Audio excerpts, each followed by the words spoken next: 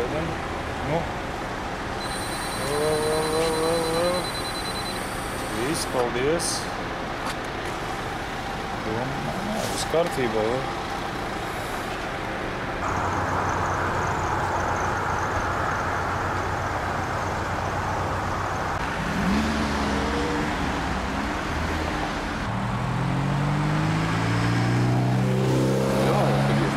Tiesības padomu tikai viena prasa.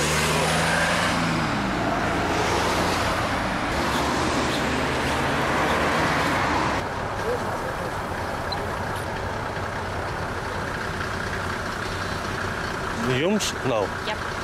Elīna, laimīgu ceļu. Paldies.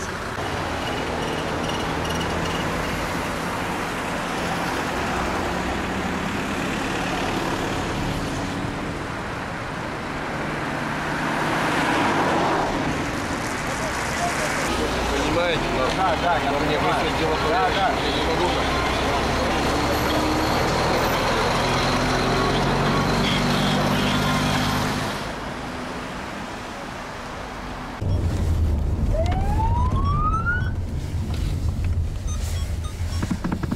Что случилось, например, разворачиваетесь? Я подумал, я там не выйду. Почему не выйдете? Полиции много. Izrakstīsiet protokolu par ko? Tehniska apskata pabeigusies 7. datumā.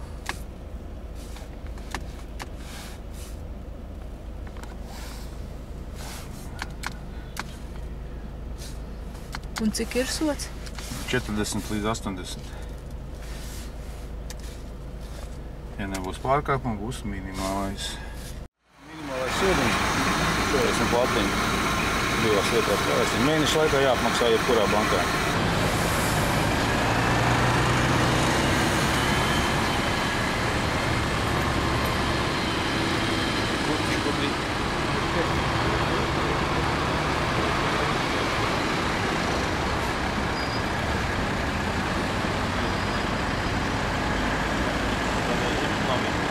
Kā vērtē šāda veida reidus? Pozitīvi, viennozīmīgi pozitīvi. Jo drošības sajūta uzreiz lielāka. Jā, biežāk tā. Ļoti patīk. Tikai tas sastrēgums, bet tā viss ļoti labi. Rada tādu drošības Jā, sajūtu? noteikti. Jo ļoti daudz ir tādi dzērumā brauc, un tas nav labi.